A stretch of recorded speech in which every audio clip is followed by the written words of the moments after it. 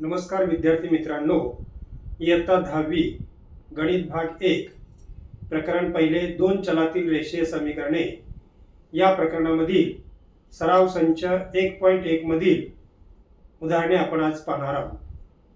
उदाहरणार्थ x अधिक 7y बरोबर 10, 3x वजा 2y बरोबर 7 हे एक सामायिक समीकरण सोडवा.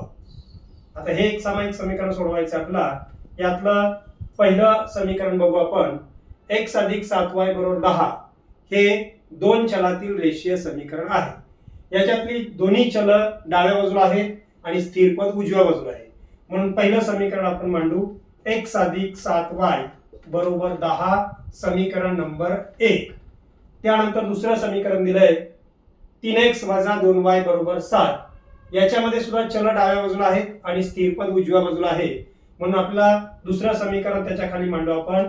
3x वजा 2y बरोबर 7. आता हे एक सामायिक समीकरण आपल्याला सोडवायचंय म्हणजे याच्या उकली काढायच्यात म्हणजे याच्यामध्ये असणारी चल जे आहेत x आणि y याच्या किमती काढायच्या आहेत. आता त्या किमती काढण्यासाठी आपल्याला पहिल्या समीकरणामध्ये x चा सहगुणक 1 आहे, दुसऱ्या समीकरणामध्ये x चा सहगुणक 3 आहे, म्हणजे x चे सहगुणक समान नाही. आता पहिल्या समीकरणामध्ये y चा सहगुणक 7 आहे, दुसऱ्या समीकरणामध्ये y चा सहगुणक 2 आहे. y चे सुद्धा सहगुणक समान नाही. मग आपल्याला या दोघांपैकी एका चलाचे सहगुणक समान करायचे आहेत. ते समान केल्याशिवाय आपल्याला दुसऱ्या चलाची किंमत मिळणार नाही. त्यासाठी आपल्याला पहिल्या समीकरणामध्ये बघा x चा सहगुणक 1 आहे, दुसऱ्यामध्ये x चा सहगुणक 3 आहे. म्हणजे आपण या ठिकाणी x या चलाचा लोप करू किंवा निरसन करू. म्हणजेच x चे सहगुणक आपल्याला समान मिळवायचे. पहिल्या समीकरणामध्ये 1 आहे, दुसऱ्या समीकरणामध्ये 3 आहे. मग 1 ला 3 ने गुणले की आपला 3 उत्तर येईल. म्हणून आपल्याला या ठिकाणी समीकरण 1 ला 3 ने गुणायचं आहे. म्हणून या ठिकाणी आपण लिहू समीकरण 1 ला 3 ने गुणू. म्हणजे पहिल्या समीकरणाला आपल्याला 3 ने गुणायचं आहे.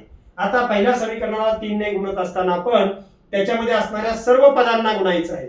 या समीकरणामध्ये 3 पद आहेत, डाव्या बाजूला 2 आणि उजव्या बाजूला 1. म्हणून प्रत्येक पदाला आपल्याला 3 ने गुणायचं आहे. पहिला x चा सहगुणक 1 आहे, 1 ला 3 ने गुणल्यानंतर या ठिकाणी मिळेल आपला 3x अधिक 7y चा सहगुणक 7 आहे, त्यालाही 3 ने गुणायचं आहे. 7 त्रिक 21y बरोबर 10 ला सुद्धा 3 ने गुणायचं आहे. काही विद्यार्थी उजव्या बाजूला गुणत नाहीत, त्यांचं या ठिकाणी ती स्टेप चुकते आणि पुढचं सगळं उदाहरण चुकीचं होतंय. म्हणून 10 ला सुद्धा 3 ने गुणायचं आहे. 10 त्रिक 30 हे समीकरण नंबर 3 मिळालं आपल्याला. आता आपल्याकडे समीकरण झालेले आहेत 3, 1 2 3. याच्यामध्ये आपण बघितलं तर दुसऱ्या समीकरणातला x चा सहगुणक, तिसऱ्या समीकरणातला x चा सहगुणक समान मिळालेले आहेत.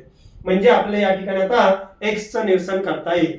परंतु दुसऱ्या समीकरणामध्ये x 3x चं चिन्ह अधिक आहे, तिसऱ्या समीकरणामध्ये 3x चं चिन्ह अधिक आहे. अधिक अधिक यांची बेरीज होईल. म्हणजे आपला 2 आणि 3 ची जर बेरीज केली तर x चं निरसन होणार नाही. म्हणून आपल्याला 2 आणि 3 यांची वजाबाकी करावी लागेल, तेव्हा x चं निरसन होईल. म्हणून इथं आपण घ्यायचं आहे 3 मधून 2 आपण वजा करू किंवा 2 मधून 3 आपण वजा करू शकतो. पण समीकरण 3 मोठं आहे म्हणून समीकरण 3 मधून 2 वजा करू. तिसऱ्या समीकरणातून आपला दुसरं समीकरण वजा करायचं. म्हणून तिसरं समीकरण मांडू आपण आहे तसंच. 3x अधिक 21y बरोबर 30 आणि त्याच्या खाली दुसरं समीकरण आपण मांडू.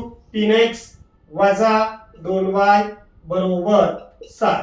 आता या दोन समीकरणांची आपल्याला वजाबाकी करायची आहे. म्हणून आपल्याला या ठिकाणी खालच्या समीकरणाची चिन्ह बदलायची आहे. 3x चं चिन्ह अधिक आहे ते वजा होईल. या वजा 2y चं चिन्ह अधिक वजा आहे ते अधिक होईल.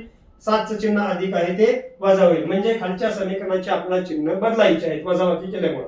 आता 3 चं चिन्ह अधिक आहे, खालच्या समीकरणामध्ये 3 चं चिन्ह वजा. 3 आणि 3 यांची वजाबाकी 0 मिळेल. म्हणजेच x चं निरसन या ठिकाणी झालं. आता 21 चं चिन्ह अधिक आहे, 2 चं चिन्ह सुद्धा अधिक आहे. 21 आणि 2 यांची बेरीज होईल 23y बरोबर 30 चं चिन्ह अधिक आहे, 7 चं चिन्ह वजा आहे. भिन्न चिन्हांची वजाबाकी होईल. म्हणून या ठिकाणी 30 मधून 7 गेले, मोठ्या संख्येला चिन्ह अधिक आहे म्हणून अधिक. 30 मधून 7 गेले, 23 राहिले. आता आपल्याला y ची किंमत काढायची आहे. y डाव्या बाजूला आहे, डाव्या बाजूला 23 सुद्धा आहे. 23 आणि y च्या मध्ये गुणाकाराची क्रिया आहे. 23 दुसऱ्या बाजूला गेल्यानंतर भागिले होईल.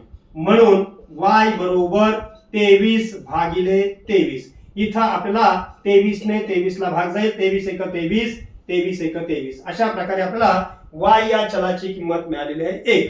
आता आपल्याला या y च्या चलाच्या किमतीवरून आपल्याला x ची किंमत काढायची आहे. मग आपण ही जी किंमत आहे y ची आलेली आहे 1, ही आपण एका समीकरणामध्ये ठेवायची आहे. मग आपल्याकडे ती किंमत आपण पहिल्या समीकरणामध्ये ठेवू. मग या ठिकाणी लिहायचं आपल्याला की y बरोबर 1 ही किंमत समीकरण 1 मध्ये ठेवू. मग आता परत आपल्याला पहिलं समीकरण मांडायचंय. पहिलं समीकरण आहे x अधिक 7y बरोबर 10. याच्यामध्ये आपल्याला y ची किंमत आलेली ती ठेवायची आहे. y ची किंमत आलेली आहे 1, ती किंमत आपण y च्या ठिकाणी ठेवू. म्हणून x आहे तसंच अधिक 7 गुणिले 7 आणि y च्या मध्ये गुणाकाराची क्रिया आहे, तिथं गुणिले होईल. y ची किंमत आहे 1 बरोबर 10. इथं आपल्याला 7 आणि 1 यांचा गुणाकार करता येईल, म्हणून x अधिक 7 एक 7 बरोबर 10. आता आपल्याला x ची किंमत काढायची आहे. x आहे डाव्या बाजूला 7 पण आहे, म्हणून आपल्याला 7 ची बाजू बदलायची आहे. म्हणून x आहे तसंच डावीकडचं बरोबर उजव्या बाजूला 10 आहे तसंच अधिक 7 त्या बाजूला गेलं की वजा 7 होईल आणि मग आपल्याला x ची किंमत मिळेल. 10चं चिन्ह अधिक आहे, 7चं चिन्ह वजा आहे, दोघांची भिन्न चिन्हांची वजाबाकी होईल. 10चं चिन्ह अधिक आहे म्हणजे मोठ्या संख्येत चिन्ह मोठ्या इथं पदाला द्यायचं आपल्याला. 10चं चिन्ह अधिक आहे, 10 मधून 7 गेले 3 राहिले. अशा प्रकारे आपल्याला x ची किंमत मिळाली 3 आणि म्हणून या ठिकाणी या समीकरणाच्या उकली आपल्याला मिळालेल्या आहेत 3 स्वयंक्राम 1 या उकली आहेत. या समीकरणाच्या ज्या आहेत या उकली आहेत. अशा प्रकारे आपण हे एक सामायिक समीकरण आपण या ठिकाणी सोडवलेलं आहे. धन्यवाद.